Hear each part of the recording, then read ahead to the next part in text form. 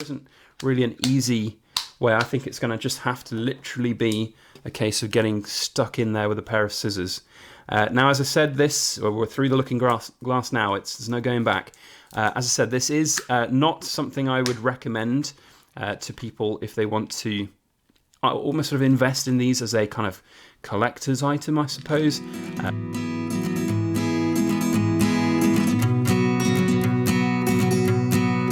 Hello everybody, Backyard Bullion here, and a warm welcome to you all joining me for this week's edition of In Focus Friday, the show where we take a good close look at cool things made of silver and gold.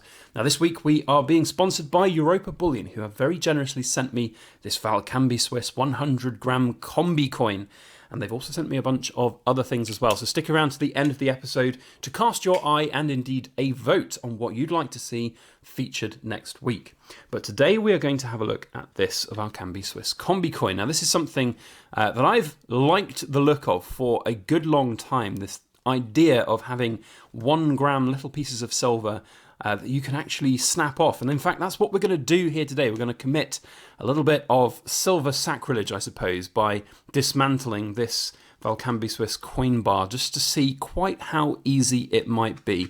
Now, it's not something I would recommend anybody to do because you will be destroying the vast amount of premium I think that these things hold. And they do hold a pretty penny of a premium. For anybody who doesn't know, fractional silver and gold really is often the most cost inefficient way of buying the metals themselves. But they do have their own kind of benefit. Of course, if there was a situation where you needed to go down to the shops and buy things with physical silver and gold, then perhaps having small 1 gram bits of silver will actually help. I've never really been a massive fan of the principle that is practical, but all you got to do is look, I suppose, at the different collapsed currencies around the world to see that it is not impossible to fathom that it might happen. So let's, I guess, crack it open and see whether or not we can do this quite easily. I don't even really know where to start because there isn't really an easy way. I think it's going to just have to literally be a case of getting stuck in there with a pair of scissors. Now, as I said, we're through the looking glass now. There's no going back. As I said, this is not something I would recommend to people if they want to almost sort of invest in these as a kind of collector's item, I suppose, because doing what I've just done, that comes out quite easily, so that's not too bad. Doing what I've just done there will, of course, destroy potential premiums of this. Now, as you can see from the little instruction assay card, it is pretty easy, with bare hands even, just to snap these off. So I guess there's no time like the present. Let's try and snap it. And actually, do you know what? That's pretty easy to bend. And one would hope that it's just going to snap when it comes. You bend it a few times. There we go. Actually, that was quite easy. That was easier than I thought. I thought it might actually be a little bit more difficult than that. Might have to get a little pair of pliers out. In fact, I've got a little pair of pliers here. But no, that's worked quite well. So let's keep going, shall we, and get this down. So fractional gold and silver. Yeah, something that you should look at. I'm not entirely convinced it's a great investment, but it could be something that you have basically as that protection for that eventuality when you might need it. See, this is getting a little bit more fiddly, so now that I've bent it round one way, I can't seem to get it out with my bare hands, so there we go. That should be enough now to get it bent back. So you have to sort of bend it back and forward a few times just to get it. Now I've realized when I've just started doing this process that getting all 100 of these little grams is going to probably take me quite a while to separate all of them. So perhaps we'll just do a sped up version of this video right now. So hang fire and I'll see you in a moment.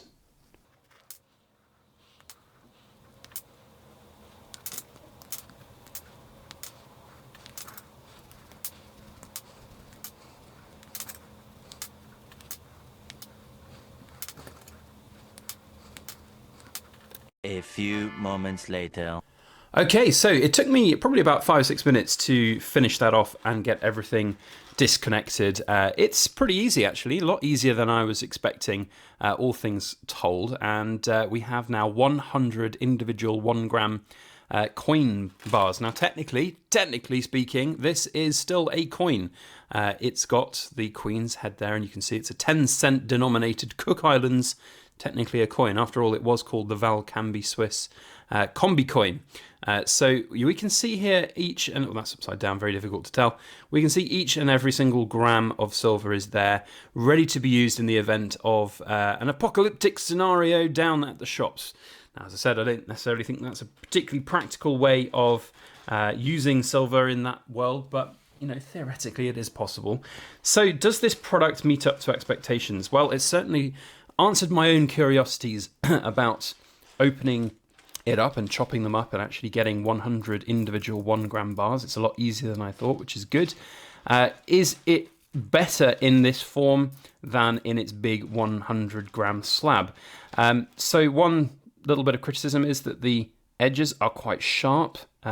Not like they don't cut you, so you can see here I'm just running it over my finger. But when you've got lots of them in your hand like this, you can feel the sharper edges. Certainly that's something to factor in.